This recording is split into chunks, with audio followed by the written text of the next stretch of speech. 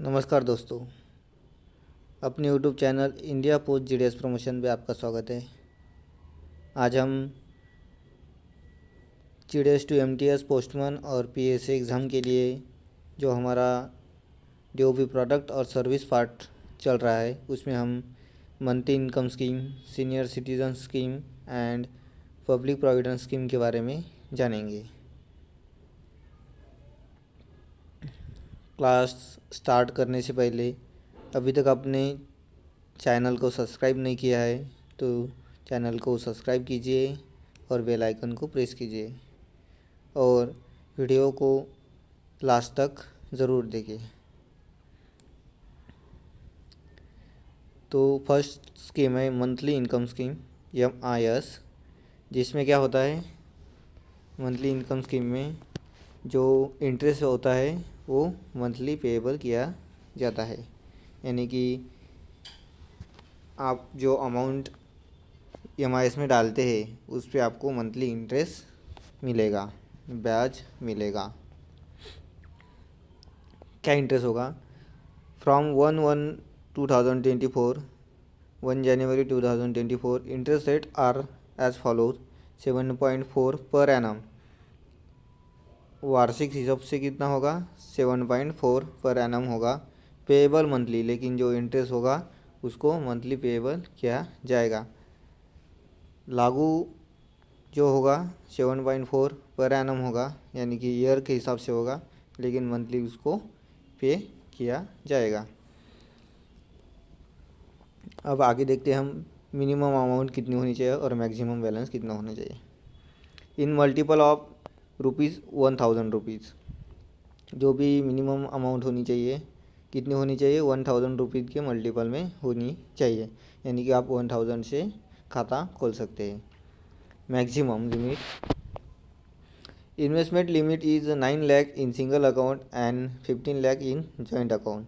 जो भी दोनों अकाउंट के लिए, सिंगल अकाउंट और जॉइंट अकाउंट के लिए 1000 मिनिमम अमाउंट होनी चाहिए और मैक्सिमम 9 लाख होनी चाहिए सिंगल अकाउंट के लिए और 15 लाख होनी चाहिए जॉइंट अकाउंट के लिए। उससे आगे आप नहीं कर सकते। An individual can invest maximum 9 lakh in MIS। अगर कोई भी इन्वेस्ट करता है MIS में इंडिविजुअली तो वो 9 लाख कर सकता है, including he share in joint account. जो भी जॉइंट अकाउंट में उसके शेयर है उसको इंक्लूड करके 9 लाख तक ही वो इंडिविजुअली इन्वेस्ट कर सकता है। आगे हम देखते हैं। For calculation of share of an individual in joint account, each joint holder have equal share in each joint account. जो भी कैलकुलेशन होगा शेयर का इंडिविजुअली,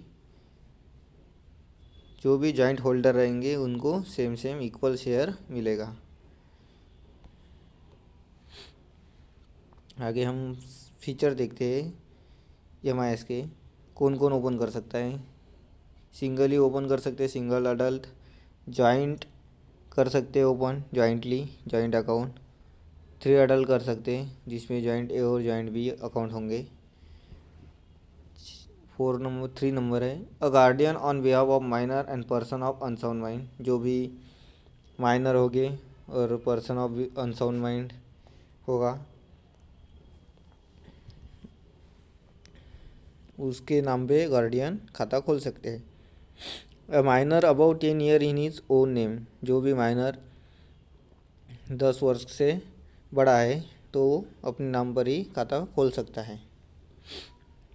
मंथली इनकम स्कीम का डिपॉजिट, जो भी डिपॉजिट रहेगा कितना रहेगा? Except account can be open with minimum 1000 and multiple of 1000 rupees. हमने देखा था कि जो अकाउंट ओपन होगा 1000 रुपीज़ से होगा और उसके मल्टीपल में 1000 के मल्टीपल में ही अकाउंट ओपन होगा। A maximum of 9 lakh can be deposit in a single account and 15 lakh in joint account.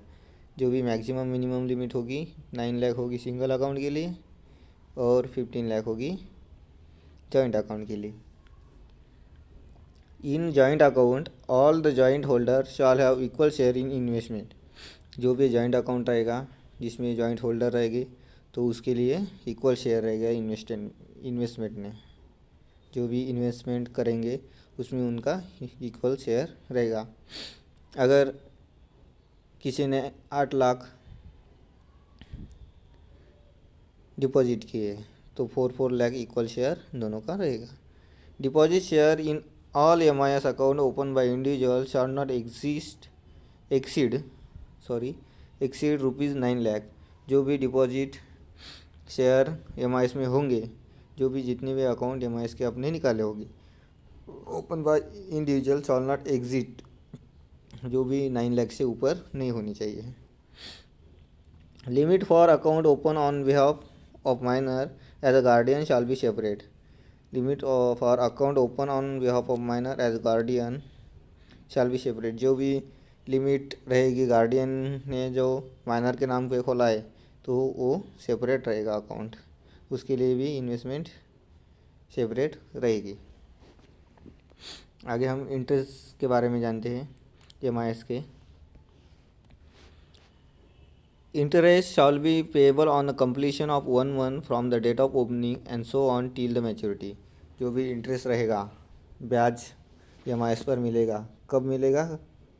Completion of the month from the date of opening. जो भी डेट ऑफ ओपनिंग होगी उससे 1 मंथ कंप्लीट हुआ तो उसका ब्याज मिलेगा। सो ऑन टिल मैच्योरिटी, ये कब तक चलेगा? जब तक ये मैच्योर नहीं होता तब तक, यानी कि हर महीने उसका ब्याज मिलता रहेगा। If the interest payable every month is not claim by the account holder such interest shall not earn any additional interest. जो भी इंटरेस्ट जो पेएबल किया जाएगा मंथली, उसको अकाउंट होल्डर ने क्लेम नहीं किया, यानी कि अकाउंट होल्डर ने उसे निकाला नहीं है, विड्रॉल नहीं किया, तो उसके ऊपर कोई एडिशनल इंटरेस्ट नहीं मिलेगा। एडिशनल कोई इंटरेस्ट यानी कि आपके पैसे उसमें बढ़ गए इंटरेस्ट मिला के, तो उसके ऊपर कोई ब्याज नहीं मिलने वाला।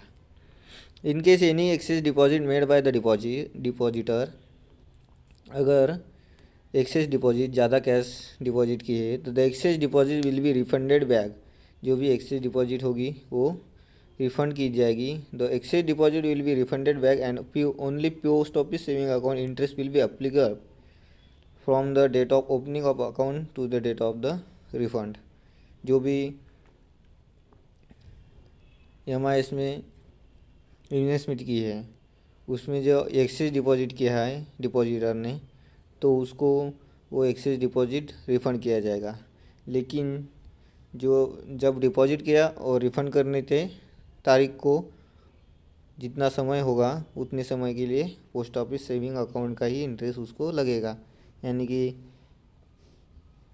सपोजली कोई किसी ने एक्सेस डिपॉजिट किया है 1 तारीख को, जनवरी के 1 तारीख को एक्सेस डिपॉजिट किया और उसने 1 महीने के लिए वो रख दिया और पोस्ट ऑफिस ने उसे क्या किया, 1 महीने के बाद उसे रिफ़ंड कर दिया, तो उस पर जो 1 महीने के लिए ब्याज दर रहेगा तो उस पर सेविंग अकाउंट का ही ब्याज दर लगेगा।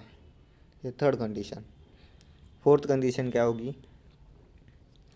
Interest can B drown through the auto credit into saving account standing at the same post office.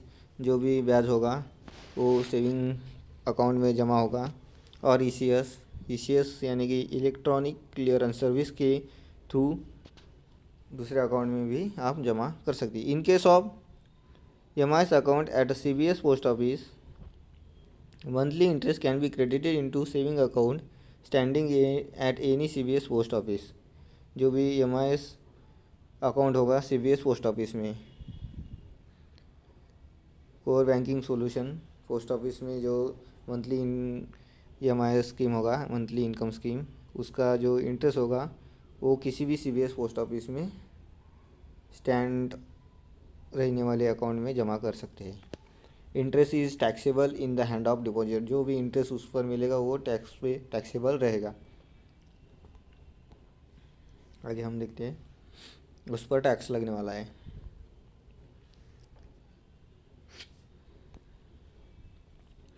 Pre mature closure of account, no deposit shall be withdrawn before the expiry of 1 year from the date of deposit. जो भी first condition दी है premature closure के लिए, no deposit shall be withdrawn before the expiry of 1 year from the date of deposit. जो भी deposit की date है उससे 1 साल पहले आप डिपॉजिट विड्रॉल नहीं कर सकते। If account is close after 1 year and before 3 year from the date of account opening, a deduction equal to the 2% from the principal will be deducted and remaining amount will be paid। अगर EMI holder ने क्या किया 1 year के बाद और 3 year के पहले EMI account को क्लोज़ किया, तो उसको क्या होगा, जो भी प्रिंसिपल अमाउंट होगा उससे 2% डिडक्ट हो जाएगा। यानी कि यहाँ पे ध्यान देने की बात यह है कि जो तुम्हारा अमाउंट रहेगा EMI में, सपोज़ के लिए 2 लाख होगा तो उसका 2%, 2 इंटू 2 4, यानी 4000 रुपीज़ आपको कम मिलेंगे। 2% from the principal will be deducted and remaining amount will be paid. जो भी 2% उससे कम होगा और जो भी अमाउंट बचेगी वो आपको मिलेगी। ये दूसरी कंडीशन होगी। तीसरा कंडीशन क्या है, if account close after 3 year and 5 year before 5 year, यानी कि 3 ईयर एंड 5 ईयर के बीच में अकाउंट ओपन किया, अकाउंट क्लोज किया, डिडक्शन इक्वल टू द 1%। जो भी डिडक्शन रहेगा कितना रहेगा, 1% रहेगा from the principal and remaining जो अमाउंट रहेगी वे पेड की जाएगी। Condition number 4, account can be prematurely close by submitting prescribe application form with passbook at a concern post office. जो भी अमाउंट रहेगी और प्रीमेच्योर क्लोज करना है तो उसके लिए एप्लीकेशन फॉर्म भरना पड़ता है और उसके साथ में पासबुक भी कंसर्न पोस्ट ऑफिस में जमा करना पड़ता है। आगे हम देखते हैं मैच्योरिटी। जो भी EMI अकाउंट है उसकी मैच्योरिटी कब होती है, अकाउंट में भी close on expiry of 5 years. जो भी EMI अकाउंट रहता है वो 5 ईयर के लिए रहता है। Close on 5 year from the date of opening by submitting prescribe application form and with the passbook at the concern post office. किसके साथ कर सकते हैं, prescribe application form with the passbook. In case the account holder dies before the maturity, अगर account holder की death हो गई maturity के पहले, द अकाउंट में भी क्लोज, अकाउंट क्या होगा, क्लोज होगा and amount will be refunded to the nominee and legal share. जो भी नॉमिनी रहेगा उसको अमाउंट रिफंड किया जाएगा। Interest will be paid up of the preceding month in which refund is made. जो भी मंथ में वो रिफंड उसको मिलेगा उस महीने का जो ब्याज है वो मिलेगा।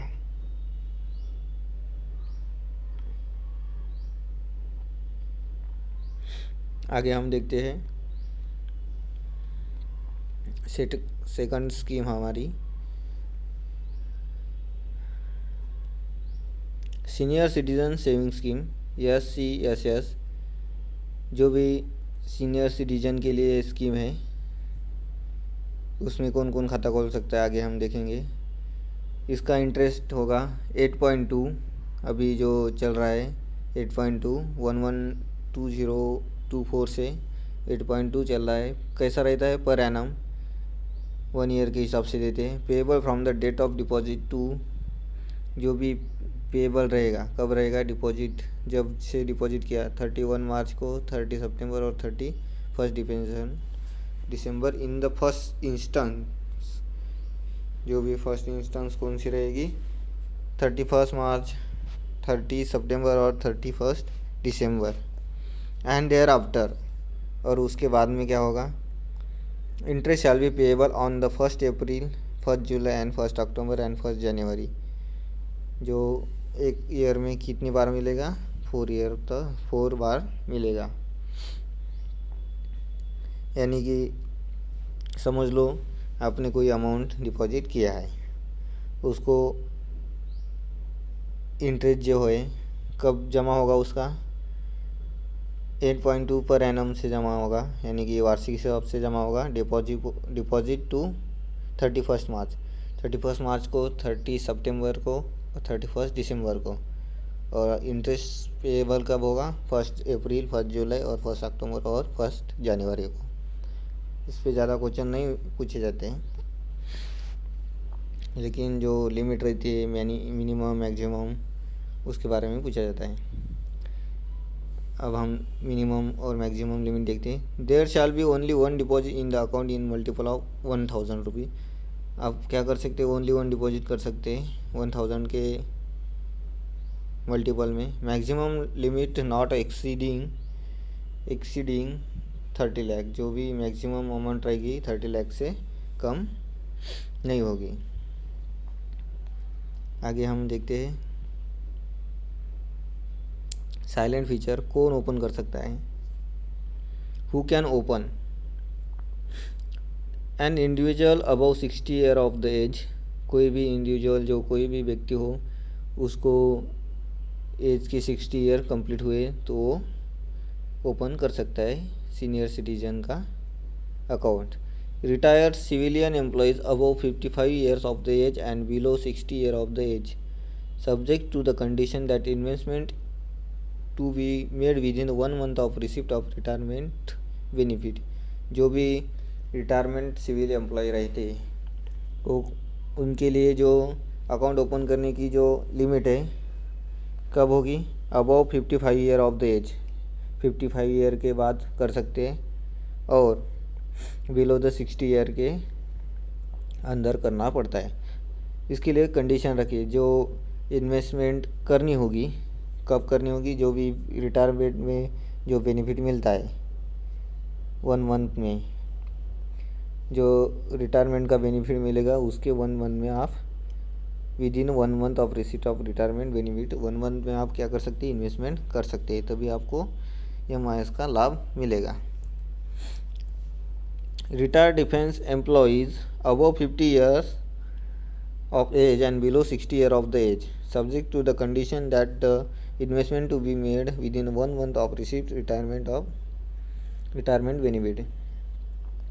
जो भी डिफेंस में कर्मचारी रहते हैं उनके लिए 50 to 60 ईयर के बीच में कभी भी निकाल सकते हैं, लेकिन जो रिसिट ऑफ रिटायरमेंट बेनिफिट मिलता है उनके लिए उसे विद इन कितने 1 मंथ के बीच में ही निकालनी पड़ेगी। अगर कोई डिफेंस वाला कर्मचारी 50 ईयर में रिटायर हो गया और उसको बेनिफिट मिला रिटायरमेंट का 55 ईयर में, तो 55 ईयर के बाद वो 1 मंथ में इन्वेस्ट कर सकता है।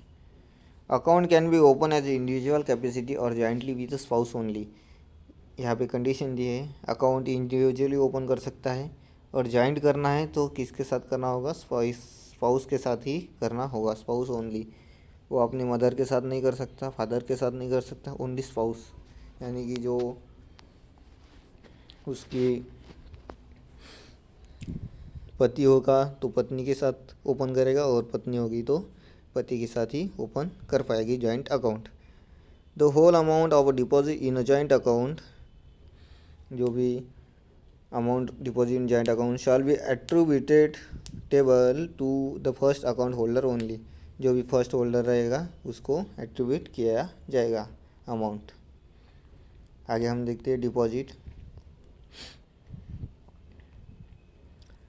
Minimum deposit shall be 1000 rupees and in multiple of 1000 rupees, subject to maximum limit up to 30 lakh in all SCSS account open by an individual. जो भी डिपॉजिट रहेगी कितनी रहेगी? 1000 मिनिमम रहेगी और उसके मल्टीपल में आप 30 लाख तक मैक्सिमम लिमिट अपन सीनियर सिटीजन अकाउंट निकाल सकते हैं इंडिविजुअली।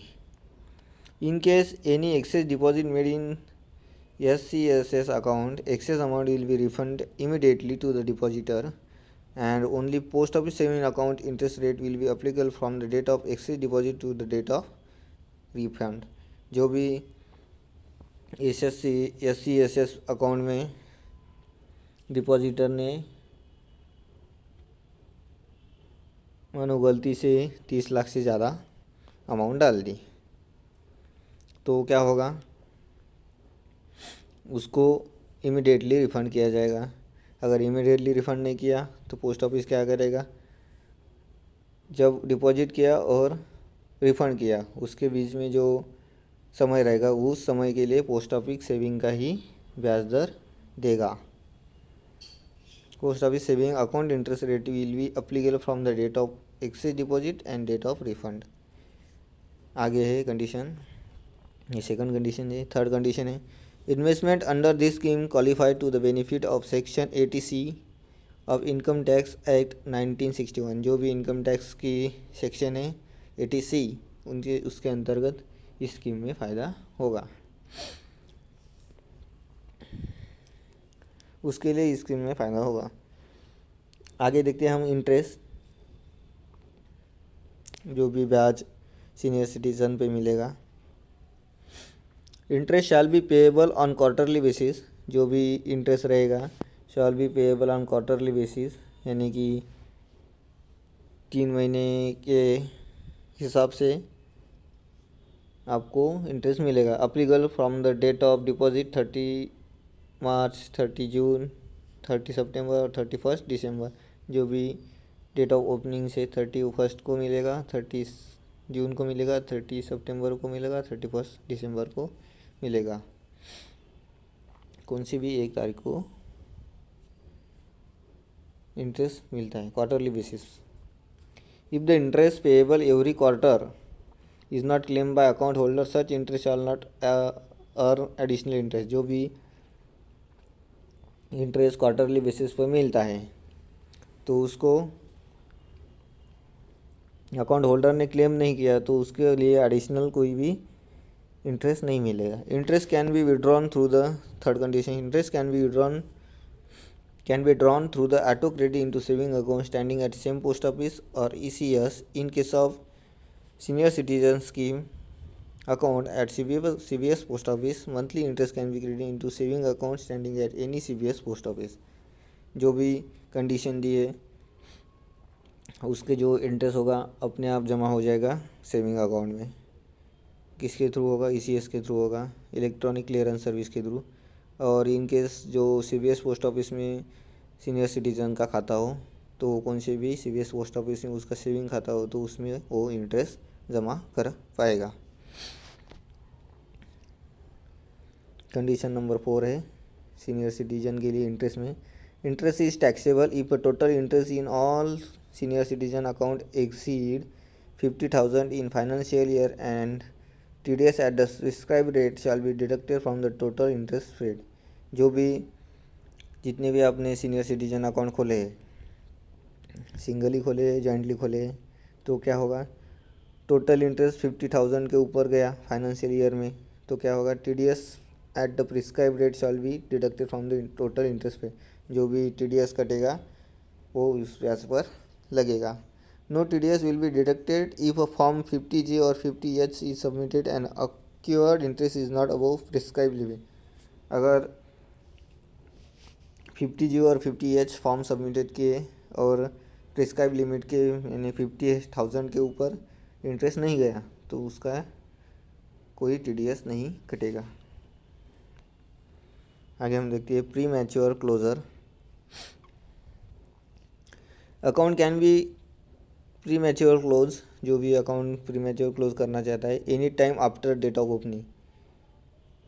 यहाँ पे अच्छी बात है कि एनी टाइम को कौन से भी टाइम में आप उसको प्री मैच्योर क्लोज कर सकते हैं। If account close before 1 year no interest will be payable and if interest paid in account shall be record from the principal. जो भी अकाउंट ओपन किया और उसी समय 1 ईयर के अंदर उसे बंद किया तो इंटरेस्ट उस पर मिलेगा नहीं और जितनी अमाउंट होगी उतनी अमाउंट आपको रिफ़ंड की जाएगी। अगर उसमें इंटरेस्ट क्रेडिट हो गया तो क्या होगा, वो इंटरेस्ट जितना भी इंटरेस्ट क्रेडिट होगा वो वापस लिया जाएगा। कंडीशन नंबर 2 हो गई।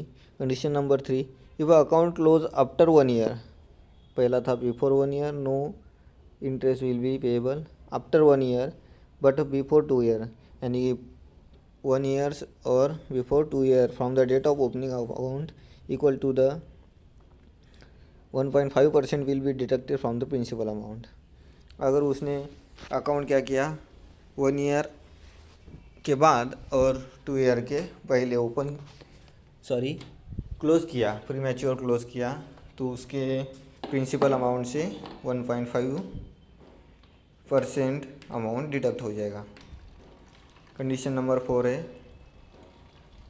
If account close after 2 year, उसने अगर अकाउंट क्लोज किया after 2 year but before 5 year के पहले date of opening of account and amount equal to the 1% will be deducted from the amount.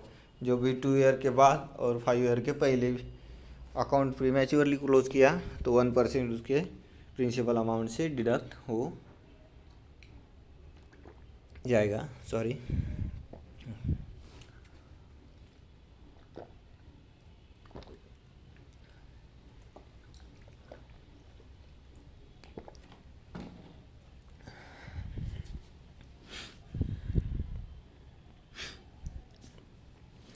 आगे कंडीशन है, extended account can be close after the expiry of 1 year from the date of extension of the account without any deduction. जो भी senior citizen में extension दिया तो क्या होगा, आप अकाउंट 1 ईयर के बाद ही उसको क्लोज कर सकते हैं। After the expiry of 1 year from the date of extension, जो भी डेट ऑफ एक्सटेंशन रहेगी उसके बाद 1 ईयर के बाद ही आपको उसको क्लोज करने के लिए बेनिफिट मिलेगा। और उसके लिए क्लोज किया तो उसके लिए कोई डिडक्शन नहीं होगा। आगे हम देखते हैं, account closure on maturity, account may be close after 5 year from the date of opening by submitting prescribe application form with the passbook at a concern post office. Account क्या कर सकते हैं, क्लोज कर सकते हैं, कब कर सकते हैं, जब उसको मैच्योर्ड हुआ है 5 ईयर के बाद। क्या करना पड़ेगा, उसके लिए एप्लीकेशन फॉर्म भरना पड़ेगा और पोस्ट ऑफिस में पासबुक के साथ सबमिट करना पड़ेगा। In case of date of account holder from the date of death account shall earn interest at the rate of post office saving account. जब अकाउंट होल्डर की डेथ होती है तो जो भी अमाउंट रहेगी उसमें क्या होगा, उसमें इंटरेस्ट रेट उसको सेविंग अकाउंट का ही मिलेगा। In case spouse is joint holder or a sole nominee, account can be continued till maturity if spouse is eligible to open SCSS account or not have another SCSS account। अगर joint holder जो है spouse joint holder है और वही soul nominee यानी कि nominee है, account can B continue कर सकती है मैच्योरिटी तक अकाउंट, बट वो क्या होना चाहिए, एलिजिबल होनी चाहिए अकाउंट ओपन करने के लिए और उससे पहले कोई खाता उसके नाम पर नहीं होना चाहिए। ये कंडीशन, थर्ड कंडीशन है। फर्स्ट में बोला गया कि मैच्योरिटी 5 ईयर के बाद होगी तो उसको आप क्लोज कर सकते हैं। उसके बाद जो भी डेथ होगी अकाउंटेंट की, अकाउंट होल्डर की, तो क्या होगा, पोस्ट ऑफिस का सेविंग अकाउंट का ही ब्याज दर मिलेगा। और उसके बाद जो स्पाउस जॉइंट होल्डर रहेगा तो वो डेथ होने के बाद उसके स्पाउस क्या कर सकती है, अकाउंट को मैच्योरिटी तक कंटिन्यू रख सकती है अगर उसने कोई खाता नहीं खोला है तो। आगे हम देखते हैं extension of account. Account holder may be extend the account for further period for 3 years from the date of maturity by submitting prescribed form with the passbook at a concerned post office। जो भी senior citizen का account होगा, सबसे important है extension, कितनी year तक भी मिलेगा, 3 ईयर तक ही मिलेगा from the date of maturity. उसके लिए प्रिस्क्राइब फॉर्म और पासबुक कंसर्न पोस्ट ऑफिस में सबमिट करना पड़ेगा। एक्सटेंशन ध्यान में रखना है, पूछे जाता है एग्ज़ाम में।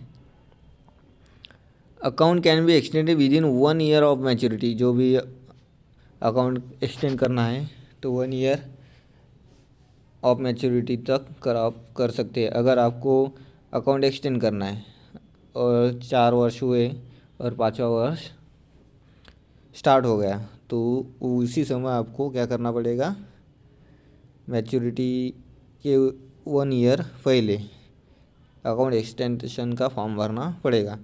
Extended account shall be earn interest at the rate applicable on the date of maturity, जो भी एक्सटेंडेड अकाउंट रहेगा उसके ऊपर कौन सा रेट रहेगा, मैच्योरिटी के समय जो इंटरेस्ट रेट रहेगा वो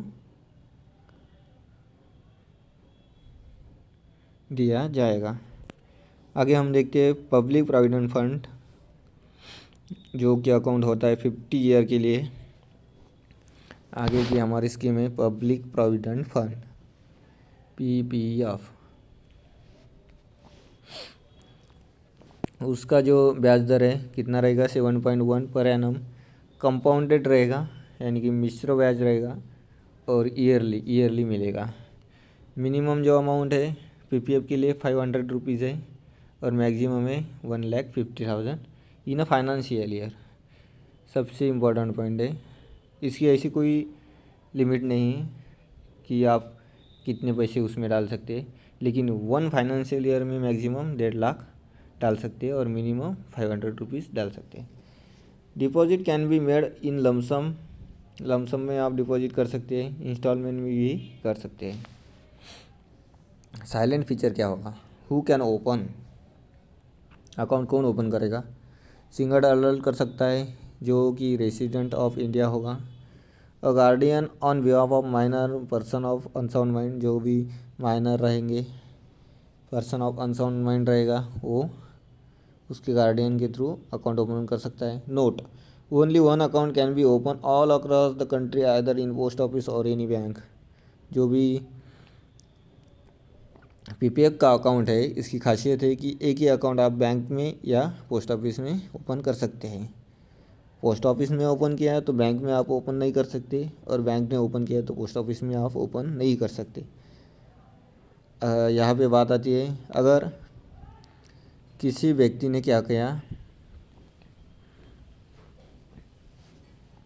पोस्ट ऑफिस में एक खाता खोला और दूसरे बैंक में जा के PPF का दूसरा खाता खोला, तो उसके बाद क्या होगा, जब उसकी मैच्योरिटी होगी तब वो जो अमाउंट रहेगा उसके अमाउंट उसको एक ही बैंक की मिलेगी या पोस्ट ऑफिस में से मिलेगी, बाकी का अमाउंट उसकी सरकार को जमा होगी, जब्त होगी जाएगी। इसीलिए उसे एक ही अकाउंट में यानी कि पोस्ट ऑफिस में खोल सकते हैं या पोस्ट बैंक में या अदर बैंक में भी खोल सकते हैं, लेकिन एक ही अकाउंट होना ऑल अक्रॉस दी कंट्री। आगे देखते हैं हम डिपॉजिट। मिनिमम डिपॉजिट फाइनेंशियल 500 रुपये, मैक्सिमम डिपॉजिट 1.5 लाख रुपये। Maximum limit 1.5 lakh shall be inclusive of the deposit made in his or her own account and account on behalf of the minor, जो भी 1.5 लाख की amount होगी उसके ओन अकाउंट में डाल सकता है और उसके माइनर के अकाउंट में भी डाल सकता है, यानी कि उसने माइनर के नाम पे PPF खोला और उसके नाम पे भी PPF खोला तो क्या होगा, उसके अकाउंट में भी 1.5 लाख डाल सकता है एक ईयर में और उसके माइनर के अकाउंट में भी 1.5 लाख डाल सकते हैं, यानी कि वो एक ही समय 3 लाख इन्वेस्टमेंट कर सकता है, क्योंकि अकाउंट 2 है और 2 जो है एक माइनर का है एक अडल्ट का है। Amount can be deposit in any number of installment of in a financial year in multiple of 50 and maximum up to 1.5 lakh. जो भी अमाउंट डिपॉजिट करनी है तो कितने मल्टीपल में कर सकता है, 50 रुपीज़ के मल्टीपल में कर सकता है। Account can be open by cash cheque and in case cheque, the date of realization of cheque in government account shall be the date of account opening of account subsequent deposit in the account. जो भी date रहेगी cheque की clearance की वही date of opening रहेगी account की। आगे हम देखेंगे। जो भी डिपॉजिट रहेगा, deposit qualify for deduction under the section 80C of income tax. जो भी डिपॉजिट रहेगा वो इनकम टैक्स के लिए क्वालिफाई रहेगा, उस पर इनकम टैक्स लगेगा। अगर डिपॉजिट पे इनकम टैक्स लगेगा तो जो भी अर्न होगा इंटरेस्ट, उस पर इनकम टैक्स नहीं लगेगा। ये यहाँ पे ध्यान में रखने का है। आगे हम इंटरेस्ट में उसको देखेंगे। एक मिनट।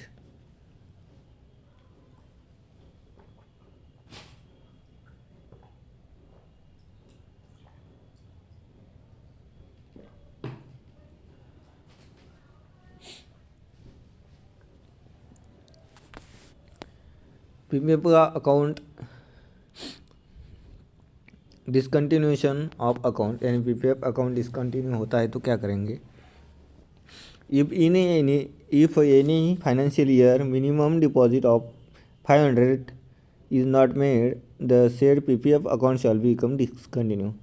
डिसकंटिन्यू कब होगा, जब फाइनेंशियल ईयर में 500 से कम रुपए अपने डाले तो। Loan withdrawal facility is not available on discontinue account. जो भी लोन की और विड्रॉल की फैसिलिटी रहेगी वो डिसकंटिन्यू अकाउंट पर नहीं मिलेगी।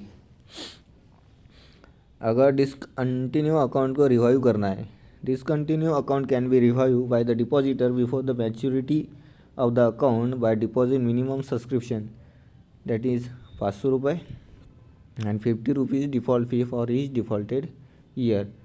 आपको जो डिसकंटिन्यू अकाउंट है उसको रिवाइव करना है तो क्या मिनिमम सब्सक्रिप्शन जो रहेगा यानी कि 500 रुपीज़, और जितने भी डिफ़ॉल्टेड ईयर रहेंगे, जो भी प्रत्येक डिफ़ॉल्टेड ईयर के लिए 50 रुपीज़ चार्ज लगेगा। मानो कि आपने 2 साल तक कोई डिपॉजिट नहीं किया पीपीएफ में, तो क्या होगा, 500 रुपीज़ चार्ज लगेगा मिनिमम सब्सक्रिप्शन का, प्लस डिफ़ॉल्टेड फ़ी 1 ईयर के लिए 50 रुपीज़, तो 2 ईयर के लिए कितनी होगी 100 रुपीज़, यानी कि 600 उसको डिपॉजिट करना पड़ेगा। उसमें से 500 ही आपके अकाउंट में क्रेडिट हो जाएंगे। The total deposit in a year shall be inclusive of deposit made in respect of years defaulted of previous financial year.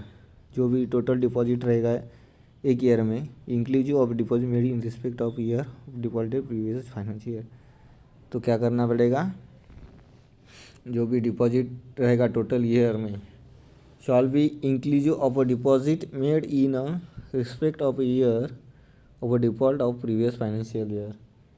यानी कि इसका मतलब है जो भी डिफ़ॉल्टेड फाइनेंशियल ईयर रहेंगे उसको लिए वो जो पीछे वाला डिपॉजिट रहेगा टोटल डिपॉजिट, उसको भी ग्राह्य किया जाएगा। यानी कि जब रिवाइव करेंगे अकाउंट तभी उसके ऊपर ब्याज मिलता रहेगा। आगे की कंडीशन है, आगे हमारा इंटरेस्ट पीपीएफ में क्या इंटरेस्ट होगा।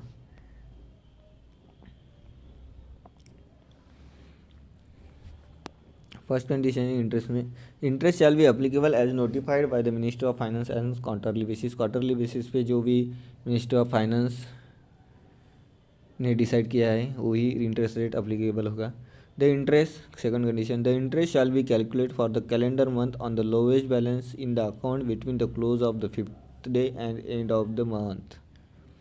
यहाँ पे ध्यान रखने का है, जो भी इंटरेस्ट कैलकुलेट होगा किस पर होगा, लोवेस्ट बैलेंस पे होगा, लेकिन कब, 5वें दिन के बाद से और अंत के महीने के अंत के दिन तक जो भी लोअर बैलेंस रहेगा अकाउंट में उसके ऊपर इंटरेस्ट रेट दिया जाएगा।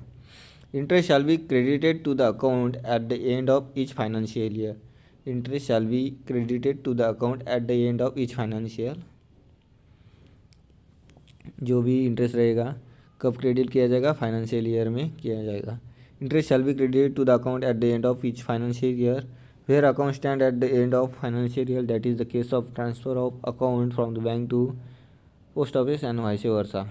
जो भी इंटरेस्ट क्रेडिट किया जाएगा अगर अकाउंट ट्रांसफ़र किया गया है पोस्ट ऑफिस से बैंक से और बैंक टू पोस्ट ऑफिस, तो क्या होगा, उसका इंटरेस्ट उस अकाउंट में जमा हो जाएगा। Interest earn is tax free under the income tax act. मैंने बोला था डिपॉजिट अगर उसके लिए क्वालिफाई है डिडक्शन के लिए इनकम टैक्स, तो इंटरेस्ट जो मिलेगा वो टैक्स फ्री रहेगा। आगे हम देखते हैं loan facility on PPF. Loan can be taken after the expiry of 1 year from the end of the financial year in which the initial subscription was made. Loan कब ले सकता है, आफ्टर एक्सपायरी ऑफ 1 year। अगर आपने खाता निकाला है PPF का, यहाँ पे दिया है that is the account open in 2010 और 11। अगर 2010 और 11 में खाता निकाला है वो, तो उसके बाद 2012 और 13 में वो क्या करेगा, लोन ले पाएगा। Loan can be taken before expiry of 5 year from the end of the year in which the initial subscription was made. क्या करेगा, लोन कब ले सकता है, before the expiry of 5 year। इधर दिया है आफ्टर 5 year, 1 year के बाद वो लोन ले सकता है। यहाँ पे दिया है 5 year के पहले लोन ले सकता है, इनिशियल सब्सक्रिप्शन किया तब। आगे उसकी कंडीशन होगी, loan can be taken up to 25% of the balance to his credit at the end of the second year immediately preceding the year in which loan is applied. That is, if a loan taken during 2012 to 13, 50% of balance credit on 31 March 2011। इसका मतलब है कि आप 25% loan ले सकते हैं second year के बाद। पीपीएफ अकाउंट खोला और सेकंड 2 ईयर कंप्लीट हुए, उसके बाद उसने लोन के लिए अप्लाई किया, तो 25% उसको लोन मिलेगा। यानी कि उसने खाता खोला था 2010 में, उसको लोन 2012 में मिलेगा। लोन टेकन ड्यूरिंग 2012, तो उसके लिए बैलेंस कौन सा ग्राह्य किया जाएगा, बैलेंस जो क्रेडिट रहेगा 2011 का रहेगा। 2010, 11 और 12 2 वर्ष कंप्लीट हुए। 2011 में जो बैलेंस रहेगा 31 मार्च को, वो उस बैलेंस का 25% उसको लोन मिलेगा। यानी कि जो प्रीसीडिंग ईयर का बैलेंस रहता है उसके ऊपर 25% उसको लोन मिलेगा। ओनली वन, आगे है only one loan can be taken in financial year. एक फाइनेंशियल ईयर में आप एक ही बार लोन ले सकते हैं। Second loan is not shawl not be provided first loan was not repaid. जब तक आप फर्स्ट लोन प्रीपेड यानी कि रीपेड नहीं करते, यानी रीपे करते नहीं, तब तक आपको सेकंड लोन नहीं मिलेगा। If a loan repaid with in 36 month of the loan taken, loan interest rate at 1% per annum shall be applicable। सबसे अच्छा स्कीम का जो बेनिफिट है, आपने अगर लोन लिया उसके ऊपर पीपीएफ के ऊपर, तो क्या होगा, 36 महीने में आपने पे किया, यानी कि 3 ईयर में, तो उसके ऊपर आपको 1% ही ब्याज दर मिलेगा लगेगा। अगर आपने कंडीशन नंबर 7 है, अगर आपने 36 महीने के बाद लोन पे करना है तो 6% per annum shawl be applicable from the loan taken. तो क्या होगा, 36 महीने के पहले किया तो 1% से लगेगा, और 36 महीने के बाद किया तो 6% लगेगा। आगे हम देखते हैं विड्रॉल।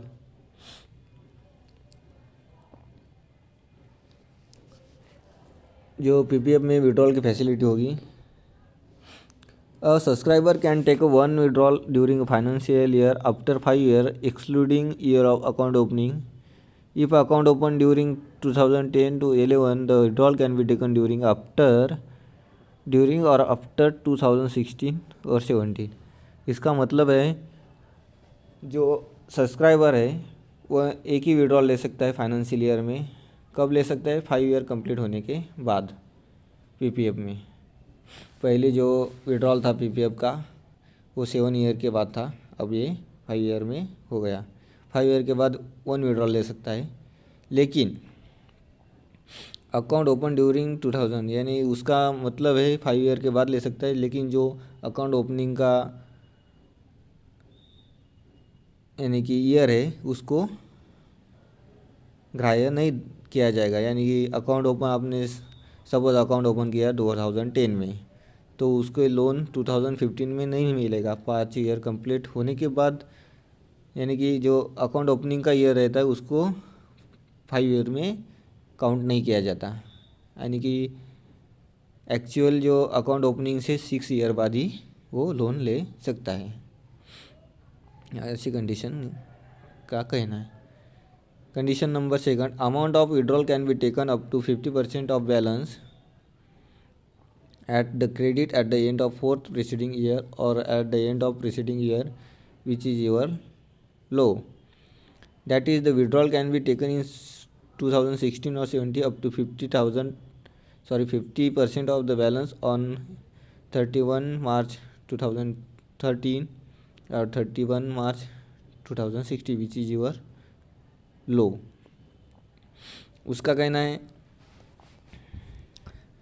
अगर 50% balance at a credit at the end of the fourth preceding year, जो भी अमाउंट रहेगा विड्रॉल का उसका 50% वो क्रेडिट पे ले सकता है 4 ईयर के बाद, फोर्थ प्रीसीडिंग ईयर के बाद। विड्रॉल कैन बी टेकन इन 2016-17, यानी कि उसने 2010 में अकाउंट खोला और 2016 में विड्रॉल लिया। Up to 50% of the balance as on, यानी कि उसका बैलेंस 50% का बैलेंस कब ले सकता है वो, जब वो 2013 और 2016 को जो भी बैलेंस उसके अकाउंट में रहेगा उसका 50% वो ले सकता है। लेकिन कंडीशन है which is ever is lower, यानी कि 2013 को लो बैलेंस होगा तो उसकी 50% और 2016 को होगा तो उसका 50% लेगा। आगे मैच्योरिटी, जो पीपीएफ अकाउंट होगा उसकी maturity, account will be mature after 50 financial year excluding financial year of account opening. जो पीपीएफ रहेगा उसको ही जो मैच्योरिटी रहेगी अकाउंट खोलने के बाद 50 ईयर फाइनेंशियल ईयर रहेगी, यानी कि जो अकाउंट ओपनिंग का ईयर है उसको अकाउंट में नहीं लिया जाएगा। On maturity depositor has following option, maturity पे डिपॉजिटर के लिए क्या ऑप्शन होगा, can take maturity payment by submitting account closure form along with passbook at concern post office, जो मैच्योरिटी ले सकता है। Can retain maturity value in your account further without deposit in the PPF, interest rate will be applicable and payment can be taken any time और can take one withdrawal in financial year. उसको जो maturity amount है वो अपने deposit account में जमा कर सकता है और उसका जो इंटरेस्ट मिलेगा पीपीएफ का ही मिलेगा और एक ही फाइनेंशियल ईयर में एक ही विड्रॉल ले सकता है। कैन एक्सटेंड हिज और her account further block of 5 year, क्या कर सकता है 5 ईयर तक उसको एक्सटेंड कर सकता है with in 1 year of maturity, with in 1 year यानी कि मैच्योरिटी होने के पहले 1 ईयर तक, बाय सबमिटिंग प्रिस्क्राइब फॉर्म, जो भी प्रिस्क्राइब फॉर्म रहेगा उसके सबमिटिंग करने के बाद। आगे discontinue account can not be extended, important point है, आईएमपी है, जो डिसकंटिन्यू अकाउंट रहेगा उसको एक्सटेंड नहीं कर सकते। आगे हम देखते हैं,